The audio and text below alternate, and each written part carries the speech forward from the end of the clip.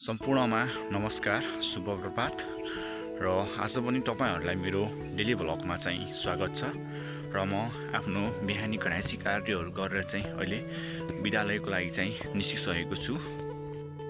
म चाहिँ अहिले लगभग यो मध्यपहाडी राजमार्गमा आइसकेको छु र आज चाहिँ मैले विद्यालयमा धेरै कामहरू गर्नुपर्ने छ र हाम्रो चाहिँ एनुअल रिजल्ट पब्लिक चाहिँ पर्सि फ्राइडे 22 गते हो र त्यसको लागि चाहिँ आज मैले सबै क्लासको ग्रेडसिटहरू प्रोग्रेस रिपोर्टहरू चाहिँ निकालेर रिचेक गर्नुपर्ने कामहरू गर्नुपर्ने छ। त्यसैले म चाहिँ आज हल्का छिटो निस्केको छु।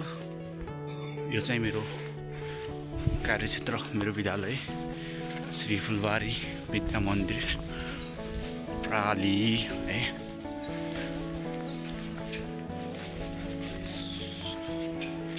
यो चाहिँ मेरो कार्यकक्ष।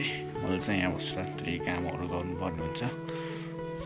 म चाहिँ अहिले स्कुलबाट आइसकेको छु र मलाई आज स्कुलमा चाहिँ अलि धेरै काम नै गरेँ होइन, त्यसले थकाइ लाग्यो है। बाहिर बहुत धेरै गर्मी छ नि त, भर्खरमा घरमा आइपुगेको होइन। आज चाहिँ खासै मलाई अलि बिजी भएर चाहिँ भ्लगहरू चाहिँ बनाउनु पाइनँ। बिहान स्कुल जाँदा नि एकदम हतार भयो, छिटो गइहालेँ अनि स्कुलमा पनि त्यस्तै भइरहेको थियो आज, त्यसले खासै भ्लग गराउनु पाइनँ होइन।